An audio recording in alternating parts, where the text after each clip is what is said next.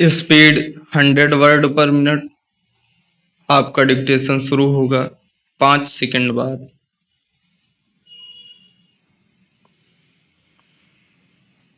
भारतीय संस्कृति में गुरु को केवल शिक्षक नहीं माना गया, बल्कि उसे जीवन का दिशा निर्देशक, संस्कारों का वाहक और आत्म जागरण करने वाला तत्व कहा गया है। शास्त्रों से लेकर लोक जीवन तक गुरु की महिमा सर्वोपरि है। गु का अर्थ अंधकार और रू का अर्थ प्रकाश है। इसीलिए गुरु वह है जो अज्ञान के अंधकार को मिटाकर ज्ञान का प्रकाश फैलाता है। गुरु की पहचान गले में रुद्राक्ष माला, ललाट पर तिलक या विशेष वस्त्र नहीं है। गुरु एक तत्व है। वह समय समय पर देह धारण करके आता है और अपना कार्य पूरा कर सूक्ष्म रूप में भी मार्गदर्शन करता रहता है। इसी कारण उसे जीवंत गुरु कहा गया। शरीर छूट जाने के बाद भी उसकी ऊर्जा, उसके वचन और उसका आशीर्वाद शिष्यों को दिशा देते रहते हैं। रामकृष्ण परमहंस कहा करते थे कि सबसे बड़ी कसौटी यह है कि गुरु के वचन और आचरण एक हों, जिसकी कथनी करनी में अंतर ना हो। जो स्वयं उस मार्ग पर चला हो वही दूसरों को चला सकता है। केवल उपदेश देने वाला नहीं, जीकर दिखाने वाला ही गुरु कहलाता है। वैसे जीवन में व्यक्ति हर रिश्ता निभाते हुए गुरु तत्व का अनुभव कर सकता है। गुरु शिष्य का संबंध केवल आश्रम तक सीमित नहीं, यह संबंध किसी भी रिश्ते में प्रकट हो सकता है। माता पिता प्रथम गुरु हैं, शिक्षक ज्ञान के गुरु हैं, मित्र संकट में मार्ग दिखाए तो वह भी गुरु है।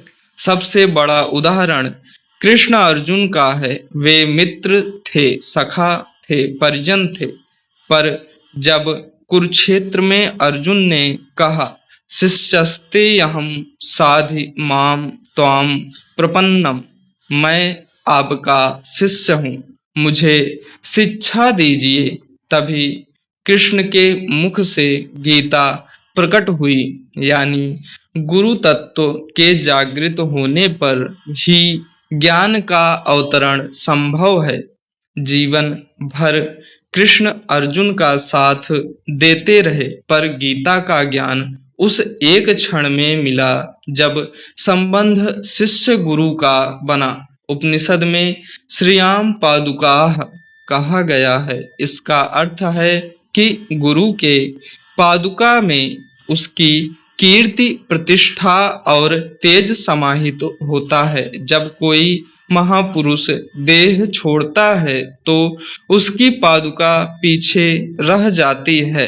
कई स्थानों पर चरण पीठ स्थापित है, जहां आज भी उस गुरु की उपस्थिति महसूस की जाती है। भारत और राम की गाथा गुरु शिष्य की ना होकर चाहे भ्रातृ प्रेम की है, पर उसमें गुरु तत्व का हमें आदर्श मिलता है।